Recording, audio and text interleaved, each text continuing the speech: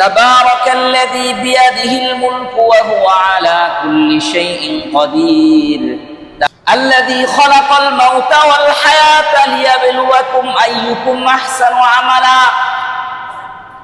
আল্লাহ বলেছেন আল্লাযী খালাকাল মাউতা, আমি মৃত্যু সৃষ্টি করেছি, ওয়াল হায়াতা, আমি জীবন সৃষ্টি করেছি, লিয়াবলুয়াকুম, তোমাদেরকে পরীক্ষা করার জন্য, আইয়ুকুম আহসানু আমালা, তোমাদের মাঝে কে ভালো আমল করে আর কে খারাপ আমল করে।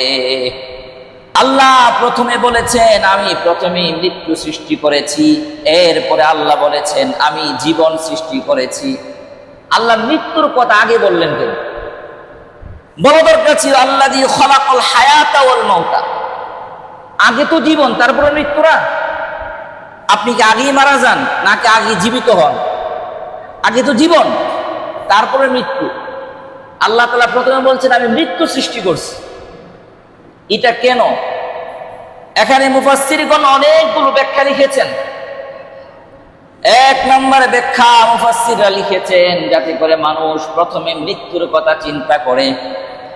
কোনো একটা মানুষ যখন দুনিয়াতে আসবে, সে যখন প্রাপ্তবয়স্ক হবে, সেই মানুষটা যখন দুনিয়াতে যে কোনো কাজ করবে, সে যেন সর্বপ্রথম মৃত্যুর কথা চিন্তা করে, তাকে মরতে হবে। ঠিক আছে, সে যেন প্রথমে মৃত্যুর কথা চিন্তা করে।